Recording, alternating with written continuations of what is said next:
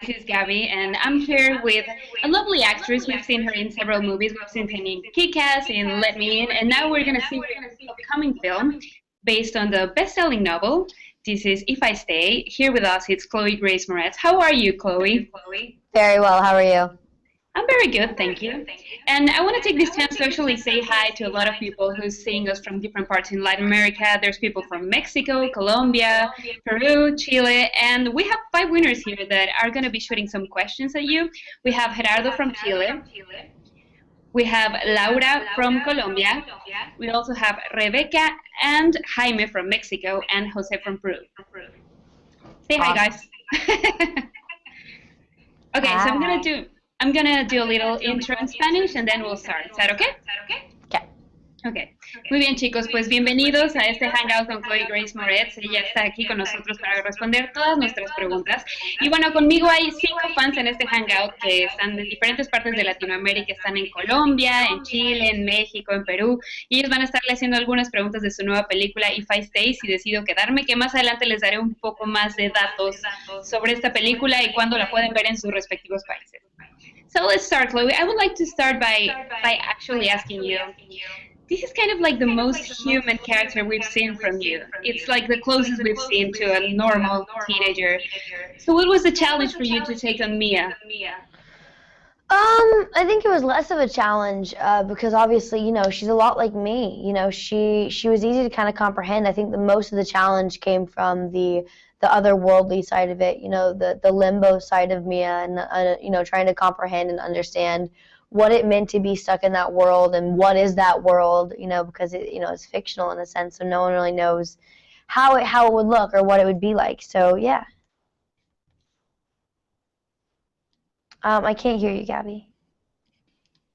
Okay, I think you can hear me now. Yeah. So talking about the book, what was the approach for you to the book? Like, did you read it ahead? Did you read it when you knew you were going to play Mia? How was that? I read it simultaneously as to when I read the script. That way I could compile all my notes and ideas of who Mia should be and who she wasn't in the script and who she is in the book. So yeah, I read it pretty much simultaneously. That way I could really comprehend her. Okay. Well, talking about shooting this film, we have the first question, which is from Jose. Jose de Perú.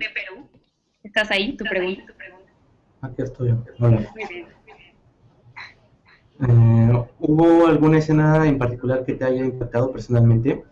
¿Cómo han moldeado tu vida las diferentes escenas que has hecho en tu vida? Okay, I'll translate it for you. Was there a particular scene that had an impact on you personally, like the difficult scenes actually inspired you or shaped you to live your life the way you do? I mean, I think it wasn't even a particular scene. It was more kind of the whole movie in a sense. I mean, I think kind of dealing with so much life and death and passion and loss at the same time, it really made me appreciate, you know, who I am and where I came from and who my family is and kind of the importance of that and kind of what that all means to me and to kind of remind myself whenever I can what that means. It's actually a very tough story and a very touching story, and I dare to say that 80% of the people who will watch the film will cry. I was one of those, just so you know. Great. I'm glad it touched you. So I was wondering, was there a particular scene that actually made you cry, or maybe while reading the script that made you think, damn it, this is very sad? I think the scene that definitely makes me cry is the scene with the grandfather when he tells her, you know, it's okay to let go if you want to let go. We're here for you, but if you want to go and be with your parents, you can go. So I think that's probably the most emotional scene for me. Okay. Well, we have another question from Laura. She's actually talking about the topic of the film. Laura, ¿estás ahí? Hi. Bueno, si tuvieras que experimentar la misma situación que Mia vivió, ¿cuál decisión tomarías? ¿Crees que tomarías la misma decisión que ella tomó en la película? If you went to what Mia's going through in this film, what decision would you take? Would you take the same decision as she did in the book and the film? I don't know. I mean, you know, I would like to say that I would make the same decision, that I would stay, you know, for my family's kind of lineage and to kind of live it on and to be there for everyone. But, you know, with knowing how much my family does mean to me and how important they are in my life, it's hard to say that I would be able to come back because it's not an easy decision to make. What kind of things did you think you would hold on to actually like get the strength to get out of that situation? Probably what I would really try and hold on to is the fact that my family would want me to come back. My family, if they were gone, they would want me to come back and live my life on and to kind of represent them and represent everyone. And even though, they'd want me there with them, but they would be okay with me living my life to the fullest because I'm young and there's a lot to live, there's a lot to see, there's a lot to do, there's a lot to accomplish. So that would probably be the thing that I could try and hold on the most to, is that they wouldn't want me to leave. They would want me to stay. You've had a great career, so is there something you really dream of? Yeah, I think there's always something I dream of. I think there's something everyone dreams of. I think that my dream has been this since I was 5 years old, so I think I'm kind of living it, and I'm trying to make the most of it and stay with it as long as I can. Okay, so going back to the topic of the film, we have a question from Mexico. This is Jaime. Jaime. Hi. So my question is, how did you relate to Mia's character? I relate to Mia's character in a number of ways. I think number one, I relate to her in the sense that she found the cello when she was 8 years old, and that's how she fell in love with it from then. And then I found acting when I was 5 years old.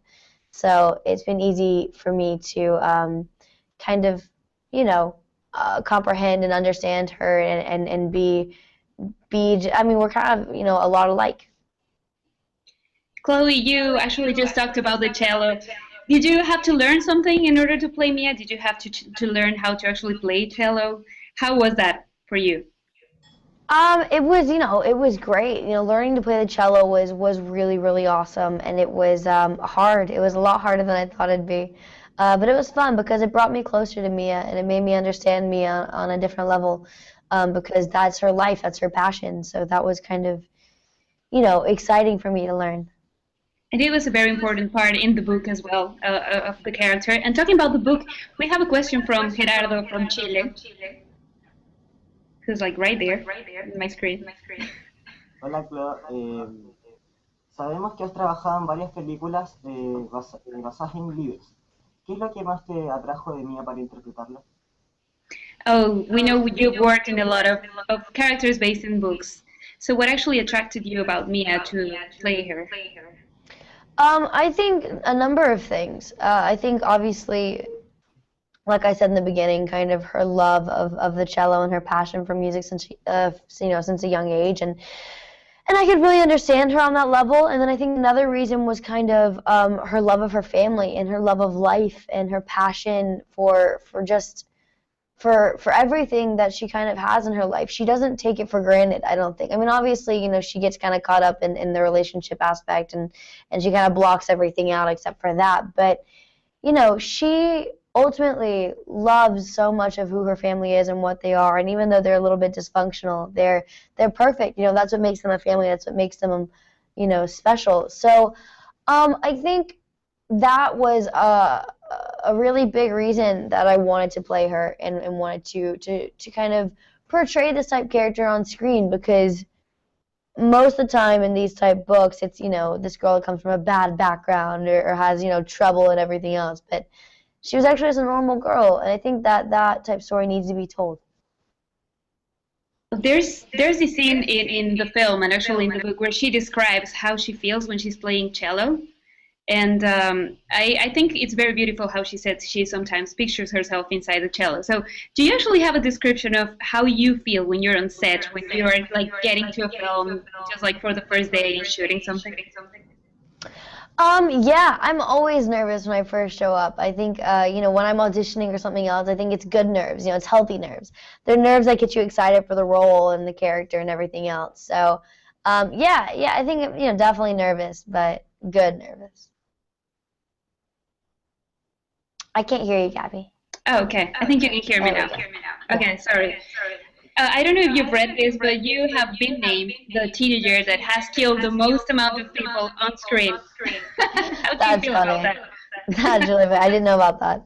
Yeah, that just happened. How does that make you feel? It makes me feel like I've chosen a lot of interesting characters. Slightly You're a badass, though. but yeah, some interesting ones. That's funny. You're the ultimate badass teenager now. Oh, there we go. Thank God. Good. Very good. Now I'm gonna with you. Yeah. Okay, so going back to If I Stay, we have another question. This is from Rebecca in Mexico. Hi. Hi, Chloe. From Mexico. Who was your favorite character and co-star, during the shooting of If I Stay, and why? That's hard. I really loved them all. I think someone I really connected to and had a really good time with, and we became good friends, was Liana Liberato, the character of Kim. And we played best friends in the story, and we actually, we were the only two girls that were the same age pretty much on set. So we kind of hit it off, and we would have sleepovers and hot tub and kind of be silly and have fun. So I really love her. She's a good girl. Following Rebecca's question, I guess one of the main things in this film is actually the chemistry between you and Jamie. I think that's the whole point of believing the love story. So is there a way of actually working on that ahead of shooting? Is there a way you can actually prepare to get chemistry? I think really what that is just kind of, we hit it off being friends immediately, so we didn't really have to force anything. We were just able to be silly and have fun with each other and not take it too seriously, and that's really what saved us in the end, was us just being good friends. So I think, you could kind of prep in that, get kind of ready for that, by trying to be friends, but we didn't have to try, thank God. We just actually liked each other, and we had a good time. Do you think you're going to still remain friends after everything is done? Oh, yeah, totally. I mean, I think, I'm friends with all my co-stars after, so if we're in the same city, we always grab dinner and stuff like that with all my different co-stars. That's good. Well, I think we actually have another question from Mexico. This is from Jaime again. Jaime, still there? So in the movie you play the cello. Did your musical taste change after shooting the film? No, I've actually always been really interested in classical music and stuff. I think really what it did for me in this film, it made me appreciate it more. I think instead of just enjoying the music, I actually understood the technicality of the music and how intricate it actually is to be a classical musician and to be a part of something so large. Is there any musical instrument you would like to play? That's hard. I don't know. I mean, I've tried to teach myself guitar 100 times, but I've kind of realized that I'm not that great at learning it. So it's not easy. I'd like to learn the piano and become a pianist, but I don't know if that'll happen. I've heard you go to a lot of concerts. You like that, don't you? I love concerts. I go to tons of concerts. I try to go to as many concerts as I can. Well, I have a question for you. We were just talking to Brazil about this quote, which is very good. The quote that says, "Sometimes decisions actually make you." Uh-huh. So have you been in that position in your life when probably chance made the choice for you when you were not expecting something? I think most of my decisions are kind of made that way. I think that, especially in this business, I think decisions kind of make themselves more than you make the decision, because, everything is kind of left to everyone else's devices, and I don't think they even really know. So I think, the best decisions, at least, I think, are made through chance. Yeah, that's definitely true. By the way, I don't think I've asked you, have you been to any of the countries of our winners here? Have you been to Chile? Well, I've been to Mexico. I've been to Cancun. Guys, is there something you want to tell her about Mexico? Chicos, algo de México. No podemos. Yeah, Mexico loves. Come back. I will try to. I'll try to get them to bring me to Mexico. Did you get any food in Mexico when you were there? Like any special food you remember? Churros on churros on churros. Oh, that's good. Tacos.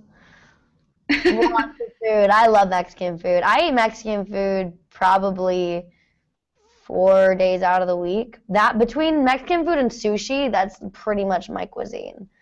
Between Japan and Mexico, two opposite sides of the world. Those are like my favorite things. Good. You have good taste in food. Thank you. Not that I'm Mexican or whatever, but yeah, I mean, I bet honestly, I will eat anything that tastes good. So, I think most of these countries probably have delicious food. Yeah, I agree with you definitely. Chile, Colombia, God, they have very good food. Yeah.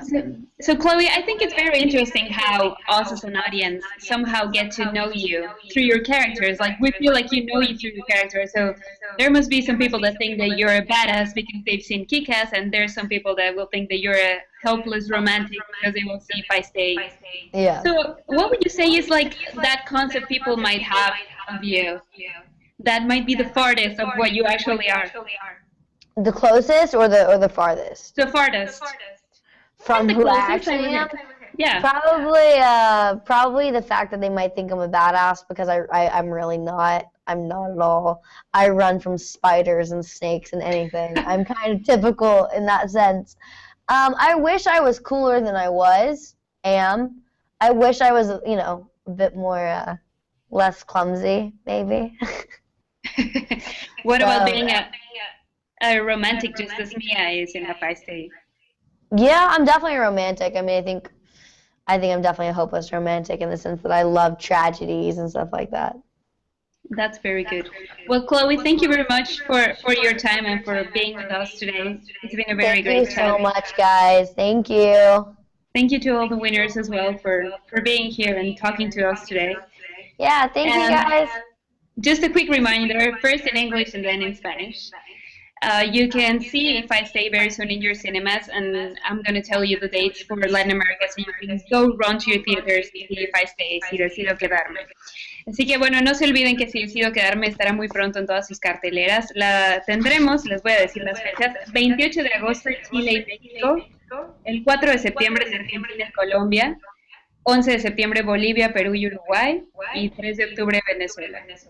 Así que no se la pierdan. Thank you, Chloe. Thank you, guys. It was nice to be here with you. Thank you, guys. Bye. Bye.